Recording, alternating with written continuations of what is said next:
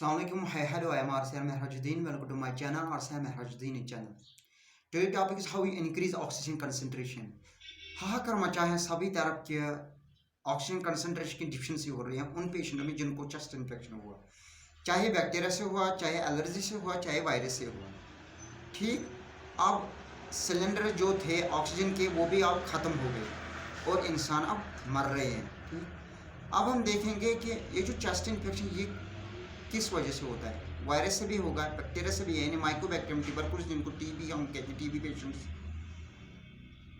या allergic reaction से उससे भी चेस्ट इन्फेक्शन हो सकता है।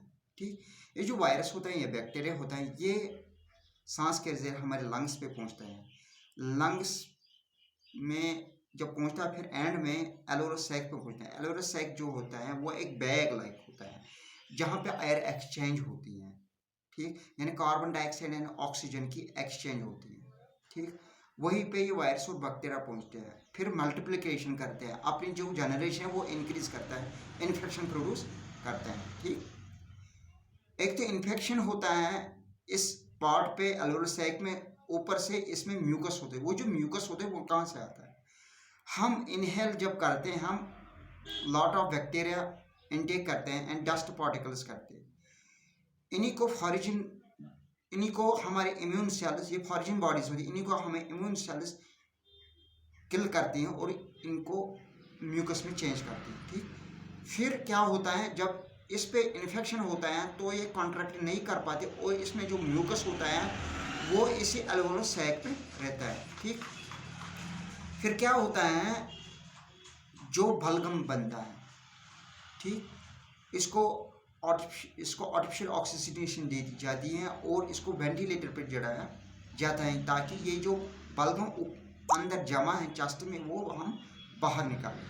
ठीक, अब हम देखेंगे ये जो ऑक्सीजन डिफिशिएंसी है ये किस तरह होती है। एक तो इस इन्फेक्शन, बैक्टीरिया इन्फेक्शन या वायरल इन्फेक्शन से भी हो सकता है और उन पेशेंटों में भी होगा जिनको लिपिड ज़्यादा होंगे ब्लड में, यानी जिनका वेट, जो मोटे होंगे जिनका वेट ज़्यादा होगा उनको भी होगी, या जो हाई ऑल्टीट्यूड पे चढ़ेगी उनको भी होगा, या जिनको ब्लड कम होगा, जिनको आरबीसी उसमें कम होगी उनको भी ये हाइपोक्सिया हो गई, यानी डिफिशिएंसी ऑफ ऑक्सीजन।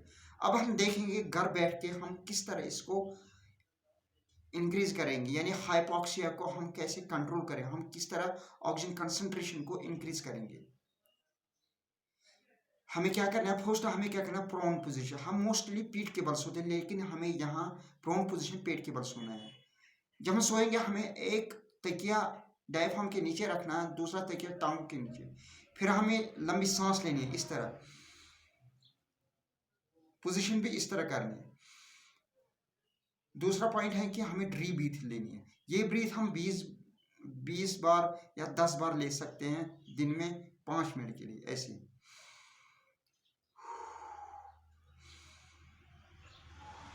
इसके बाद हम क्या करेंगे, हम एब्डोमिनल एक्सरसाइज करेंगे, यानी डायफ्राम जहाँ पे है वहाँ पे हम हाथ रखेंगे, फिर लंबी सांस लेंगे।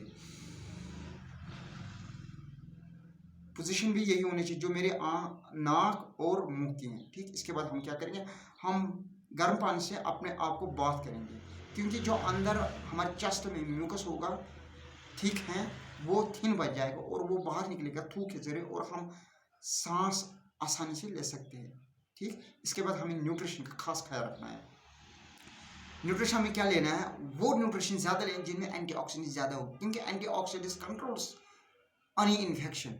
मिसाल के तौर पर ग्रीनी लीफी वेजिटेबल्स, दालें हैं, मटर हैं, या साइट्रस हैं, साइट्रस फ्रूट्स हैं, या हमारे स्पाइसेस हैं, कैडमियम है, क्यूमिन है, ब्लैक पेपर है, सिनेमम है, या इसके बाद एनिमल प्रोडक्ट्स, लेकिन एनिमल प्रोडक्ट्स हमें कम लेने हैं दैन फ्रूट्स एंड वेजिटेबल्स। और प्रोसेस्ड फूड जो है वो हमें कंट्रोल करना, बंद ही करना है, 0% खाना है।